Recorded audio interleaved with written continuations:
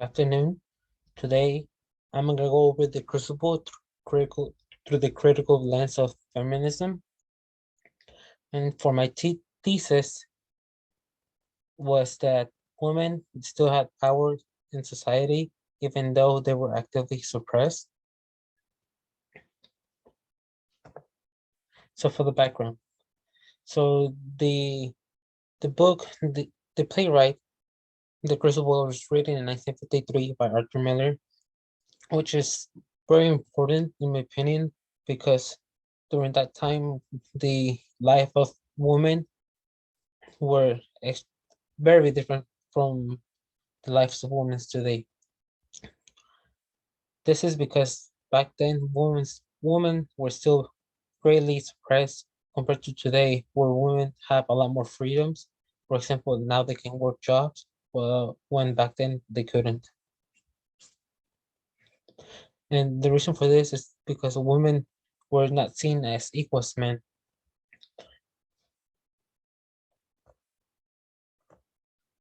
So the Puritan way. So the crucible takes place around the late 1600s and was greatly inspired by the Salem witch trials, which took place in the Puritan community. And this is very important because in that community, religion and government were one and the same. What I mean with this is that the government was built around their Christian beliefs. So any action they did was brought back to religion.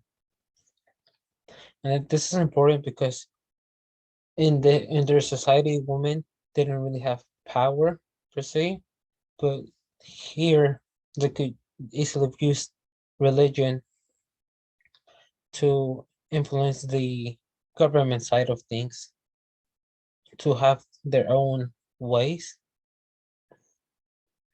And then in today's society, this is somewhat the same, but instead of with not necessarily with religion, but more with the government, which has shifted towards a preference towards women in certain aspects.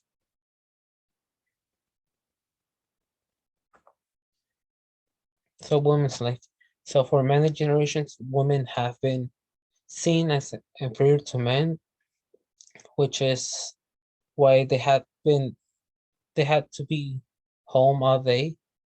As seen in this picture, women were expected to take care of their husbands and sons, while men could go outside and work.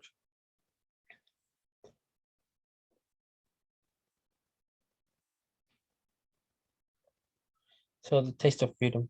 So this is very important because it's what kind of led women to want that power in society.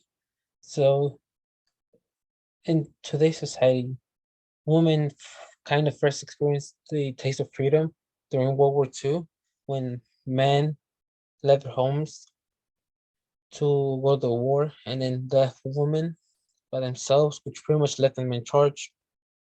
And so during this time, women were able to work and do many things that they weren't able to. But when men came back, women were kind of suppressed again. They had to pretty much go back to their old place, which didn't leave them happy. So, in an example of this in the Crystal was when the girls at the beginning of the book are happily dancing, and then when they get discovered, they're pretty much forced away from that, which made them very angry, which led to all the accusations for witchcraft in a certain way. So mastery of influence. So as in the playwright, women can quickly take something as simple as an accusation and then twist it into to get any pretty much any result they could want. So an example is when a character in the book is jealous of another character because she has had 7 pregnancies and lost all her kids, while another woman has had all of her kids live. So during that part, she accuses the other lady of witchcraft just because she's jealous.